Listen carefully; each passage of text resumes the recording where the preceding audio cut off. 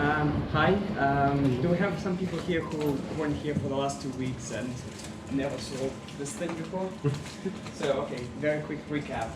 So, a paper 2 years ago showed that we can measure mutual information between the representations of neural networks with the data set, with the labels, and with the raw data. And during the training, we can visualize these on the information plane. Each one of these lines represents a single layer in the network. And if we see what happens during training, first, both of these values start to increase.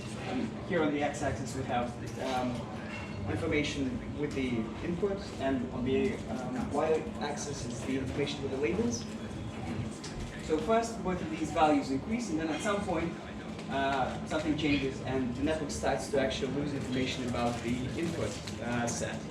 And this was called the compression phase, and the authors made a claim that this is the reason why neural networks are able to generalize, because they're actually good at finding a very efficient representation of the data set, and then that's why they're able to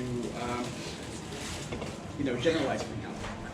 And last week we saw that some researchers tried to replicate these experiments with a different activation function. So they switched a hyperbolic tangent used previously by the original paper for a rectified linear unit, and suddenly all of this compression phase disappeared. They just had increasing information of both inputs and outputs of the data set.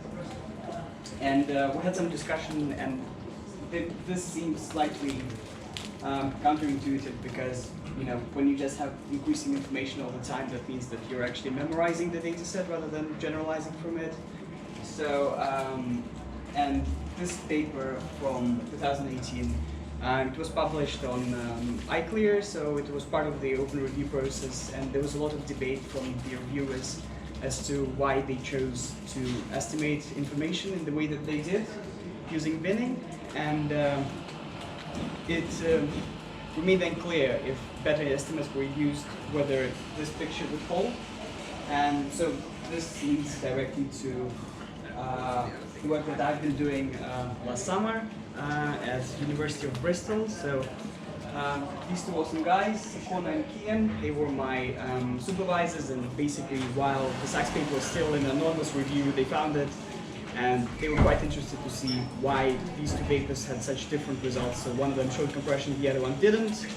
And both of them have background in computational neuroscience, so they're used to doing such analysis using binning and estimating information, because it's one of the important tools that neuroscientists use for spike traits to see how it correlates with the signals that they get in mice and so on.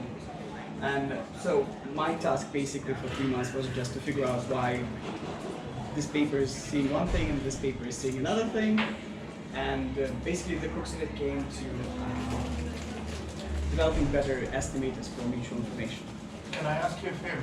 Can you speak a bit more up, because there is a lot of background noise? Yeah, sorry.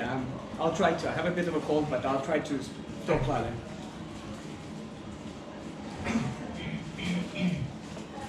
And so this paper I've submitted to iClear as well, because I kind of thought that since the last paper was at iClear, probably this one should be there too.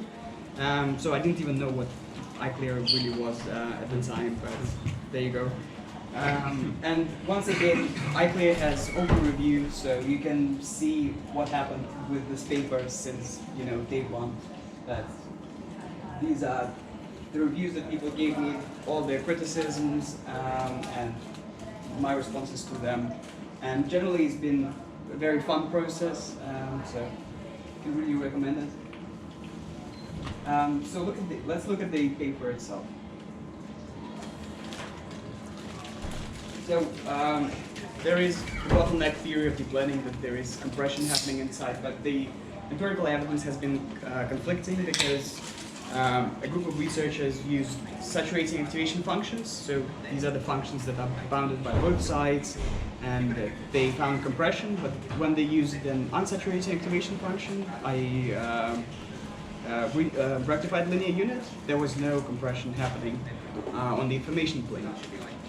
And we decided to think more about how do we actually estimate this mutual information, and why we're seeing these different results. Is it the product of changing the activation function, or maybe just they were estimating information in a very coarse way? And we found that we developed a framework to estimate mutual information adaptively, so that is to treat every single layer of every epoch as an individual variable, and in that case, estimates are much more sensitive, and they are actually able to show us that compression does happen in these networks. But let's start off slowly to see what actually is adaptive estimation. So previously the claim was that generalization was just a type of representation compression, and because the neural network tried to optimize this Lagrangian by itself, so minimize the information that the representations have with the input and maximize the information with the labels at the same time. And this is the information bottleneck Lagrangian that we saw 2 weeks ago from Tishby's original works. So with a hyperbolic tangent, we saw that there was 2 stages. First, there was the fitting stage when both values went up, and compression when values decreased.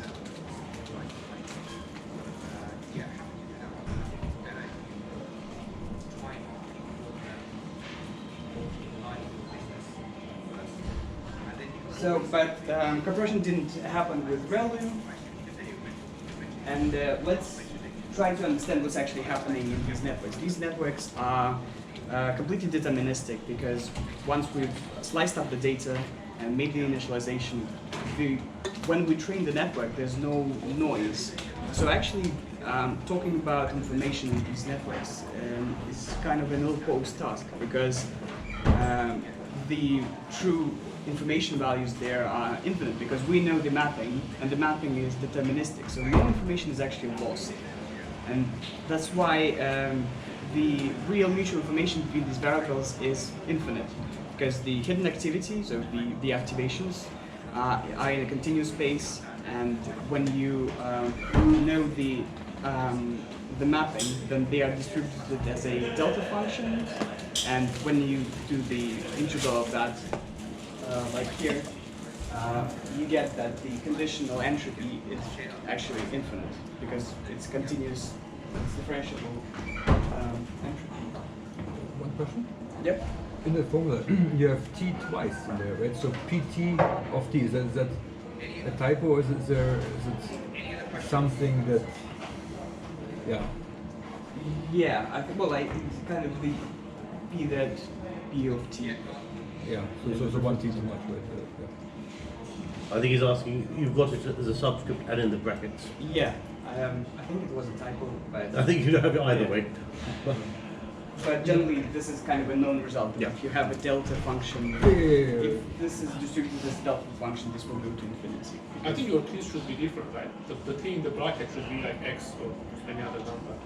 The Or yeah, so it's t of given x. because you're differentiating, if you look at the sum of, yeah, it should be of x, right? That is just different keys. Yeah.